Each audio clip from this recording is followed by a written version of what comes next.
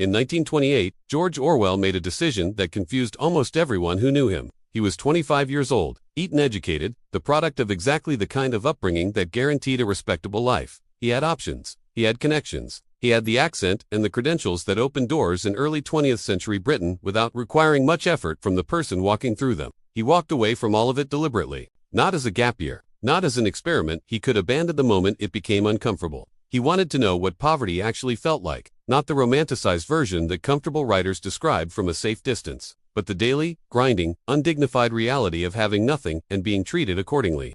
So he went to Paris, rented the cheapest room he could find in a working-class district, wrote articles when anyone would buy them, and waited to see what happened when the money ran out. It ran out faster than he expected. What came next was not romantic. He found work in the kitchens of the luxury hotels that Paris built its reputation on, the places where wealthy guests ate elaborate meals in gilded dining rooms while 30 feet away behind a set of swinging doors. Men worked in conditions that belonged to a different century entirely. Orwell stood at a dishwasher station for 12 to 14 hours at a stretch. The heat was relentless and physical, the kind that soaks into clothing and doesn't leave. Plates arrived faster than they could be cleaned. Chefs shouted. The pace never softened. His hands cracked and bled from the combination of scalding water and cheap soap. His legs stopped aching after the first week and simply went numb. When the shift ended, there was barely enough time to eat something cheap, collapse, and wake up to do it again. When he fell ill, which happened more than once, there was no sick pay, no sympathy, no system designed to catch him. Miss a shift, and you risked the job. Dozens of other desperate men were always waiting to take your place. That specific knowledge that you were entirely replaceable, that the machinery would continue without a single interruption if you simply vanished, was its own particular form of violence. He took meticulous notes through all of it. Not as a tourist, not as a writer gathering color, but as someone trying to understand a system from the inside with enough precision to describe it honestly later. He returned to England, still broke, and kept going. He lived among tramps and seasonal laborers, sleeping in the filthy casual wards and shelters that existed to technically keep people alive while making sure they understood, at every moment, that they were a burden on the people keeping them so. He walked roads looking for day labor. He picked hops in Kent alongside men who had been doing it for decades, because there was nothing else. He slept in places that smelled of other people's desperation. The thing he kept recording wasn't the dramatic suffering. It was the quiet, structural humiliation, the way the system was specifically designed not just to manage poverty but to punish it. The shelters that required men to break stones in exchange for a bed. The rules that separated families. The language used by officials that transformed human beings into categories to be processed.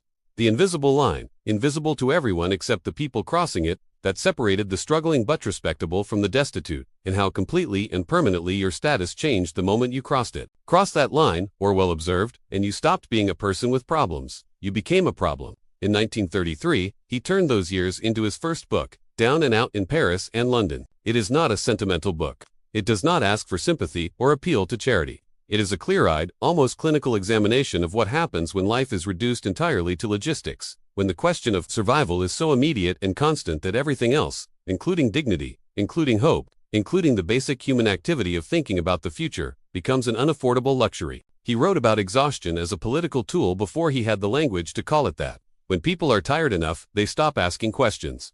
When they are hungry enough, abstract concepts like rights and fairness dissolve into the single concrete question of today. When they are humiliated enough, consistently enough, they begin to internalize the judgment of the system to believe, on some level, that their situation reflects something true about their worth. That insight never left him. Years later, when Orwell sat down to write a novel about a totalitarian state that controlled its citizens through surveillance, language, and the systematic destruction of truth, he wasn't working from theory. The regime in 1984 doesn't maintain power primarily through dramatic violence. It maintains power through exhaustion. Through the grinding of people down until resistance feels not dangerous but simply pointless. Through the manipulation of language until clear thinking becomes structurally difficult.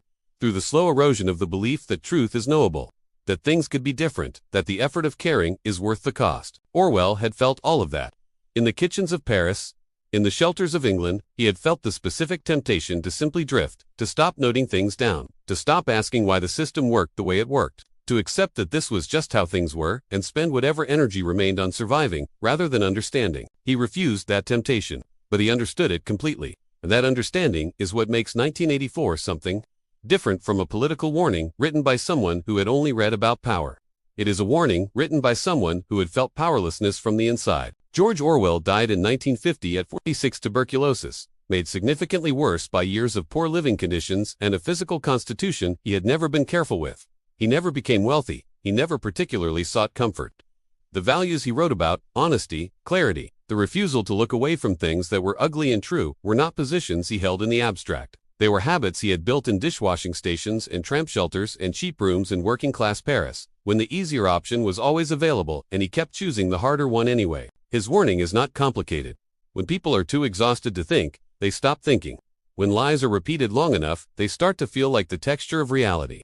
When enough individuals quietly accept that their voice doesn't matter, that the truth doesn't matter, that questioning what they're told isn't worth the effort, that is when freedom ends. Not with a dramatic revolution. With a slow, collective shrug. Orwell chose poverty so he could understand it well enough to tell the truth about it. He chose discomfort so he could see clearly. He chose to disappear into the machinery of the system so he could come back and describe exactly how it worked. In an age when noise is endless, exhaustion is constant, and the temptation to drift is stronger than it has been in decades, that choice still looks like the most important one he ever made. Stay awake, keep thinking, refuse to accept that this is just how things are. He said it better. Of course, he always did. But the message is the same.